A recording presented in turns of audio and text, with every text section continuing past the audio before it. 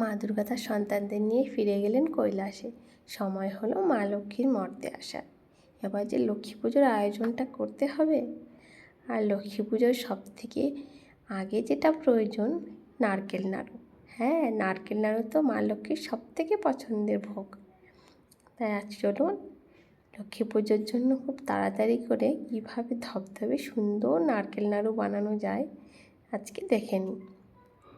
নারকেল নাড়ু বানানোর জন্য প্রথমেই আমি নিয়ে নিয়েছি দুটো বড় বড় সাইজের সুন্দর নারকেলগুলোকে আমি পরিষ্কার করে ফাটিয়ে নিয়েছি। এবার ওগুলোকে আমি সুন্দর করে কুড়িয়ে নিয়েছি। দেখুন, এবার নারকেলগুলোকে থেকে কিছুটা নারকেল আমি মিক্সিং জারে নিয়ে নেব। এবারে নিয়ে নেব 1 প্যাকেট লিকুইড দুধ। তার থেকে কিছুটা পরিমাণ দুধ আমি নারকেলের মধ্যে ব্যবহার করব এবং কিছুটা পরিমাণ দুধ আমি রেখে দেব। এবার নারকেলটা একটুখানি গড়িয়ে নিয়েছি।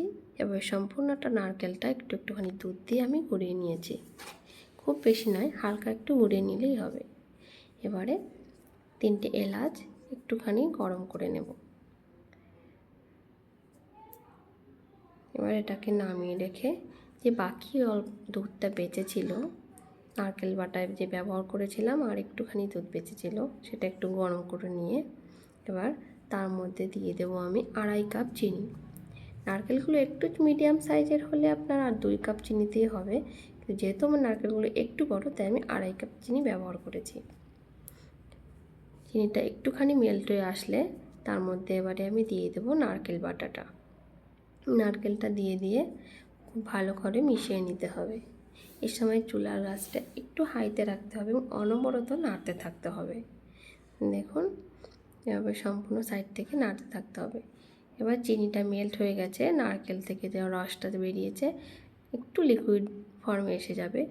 নাড়তে নাড়তে রসটা যখন শুকিয়ে আসবে তখন কিন্তু চুলার আঁচ একেবারে হাইতে রাখলে চলবে না, তখন মিডিয়াম ফ্লেমে বা মিডিয়াম লো ফ্লেমেই রান্না করতে হবে। নইলে নিচ থেকে ধরে গেলেই নাড়ু একদম পোড়া গন্ধ এসে যাবে আর ভালো লাগবে না খেতে, আর কালারটাও এরকম সুন্দর থাকবে না। এবারে সেই এলাচের গুঁড়োটা আমি নারকেলের মধ্যে মিশিয়ে নেব। এ সময় দেখুন নারকেলটা পুরো আঠালো হয়ে এসছে এবং কড়াইতে চিপকে যাচ্ছে না, কড়াই থেকে ছেড়ে আসছে। এই পর্যায়ে বুঝতে হবে আমাদের পুরটা একদম রেডি। নারকেলটা এবার নামিয়ে নেব, কিন্তু নামিয়ে কোনো কিছু আপনারা একটা হটপটের মধ্যে রেখে নেবেন। তাহলে কী হবে, নারকেলটা গরম থাকবে, আর নারকেলটা যখন গরম থাকবে তখন চিনিটা শক্ত হয়ে আসবে না, আর নাড়ুগুলো পাকাতে সুবিধা হবে।